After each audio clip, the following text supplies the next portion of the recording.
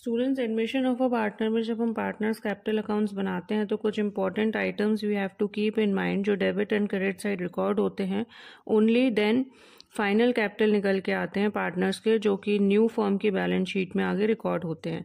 Now on the credit side हम balance PD करके old partners से कैपिटल अमाउंट्स को रिकॉर्ड करते हैं जो बैलेंस शीट में हमें दी होती है।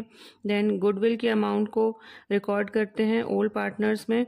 देन रिजर्व्स अगर क्वेश्चन में दिए हैं तो ओल्ड रेशियो में डिस्ट्रीब्यूट होते हैं। सपोज ओल्ड पार्टनर्स हैं X and Y and the new partner is Z.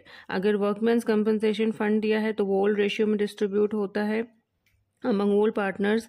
Revaluation में प्रॉफिट होता है तो ओल्ड रेशियो में अगेन डिस्ट्रीब्यूट होता है among old partners. New partner का कैपिटल अमाउंट दिया होता है तो वो बैंक अकाउंट करके हम उसको रिकॉर्ड करते हैं जेड के कॉलम में।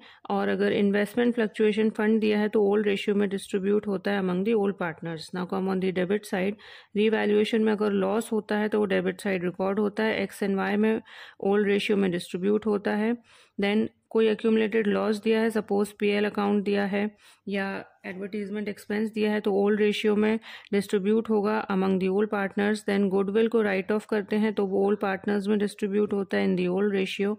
एंड इन्वेस्टमेंट्स अगर कोई पार्टनर टेक ओवर कर रहा है तो क्वेश्चन में दिया होगा, it will be recorded on the debit side. And finally जो बैलेंस निकल के आता है that is your balancing figure. ये वो कैपिटल अमाउंट्स हैं जो कि न्यू फर्म के बैलेंस शीट में आगे ट्रांसफर होती हैं।